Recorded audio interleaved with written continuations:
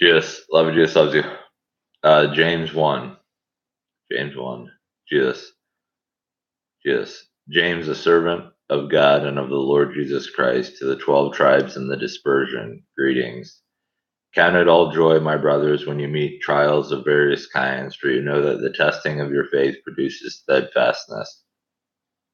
And let steadfastness have its full effect, that you may be perfect and complete, lacking in nothing. If any of you lacks wisdom, let him ask God, who gives generously to all without reproach, and it will be given him. But let him ask in faith with no doubting.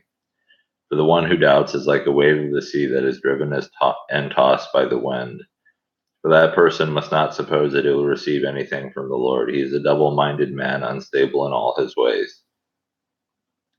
Let the lowly brother boast in his exaltation, and the rich in his humiliation, because like a flower of the grass he will pass away. For the sun rises with its scorching heat and withers the grass, its flower falls, and its beauty perishes. So also will the rich man fade away in the midst of his pursuits. Blessed is the man who remains steadfast under trial, for when he has stood the test, he will receive the crown of life which God has promised to those who love him. Let no one say when he is tempted, I am being tempted by God, for God cannot be tempted with evil, and he himself tempts no one. But each person is tempted when he is lured and enticed by his own desire.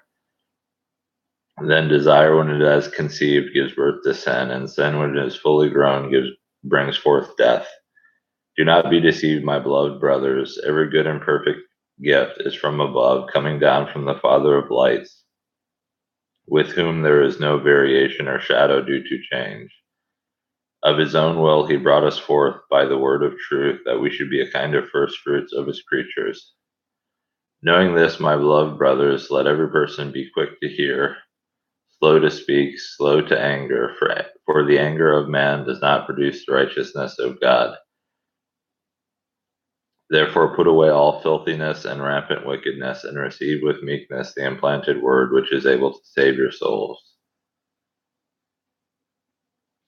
But be doers of the word, and not hearers only, deceiving yourselves. For if anyone is a hearer of the word and not a doer, he is like a man who looks intently at his natural face in a mirror. For he looks at himself and goes away, and at once forgets what he was like. But the one who looks into the perfect law, the law of liberty, and perseveres, being no hearer who forgets, but a doer who acts, he will be blessed in his doing. If anyone thinks he is religious and does not bridle his tongue, but deceives his heart, this person's religion is worthless. Worthless. Religion that is pure and undefiled before God the Father is this: to visit orphans and widows. Yes.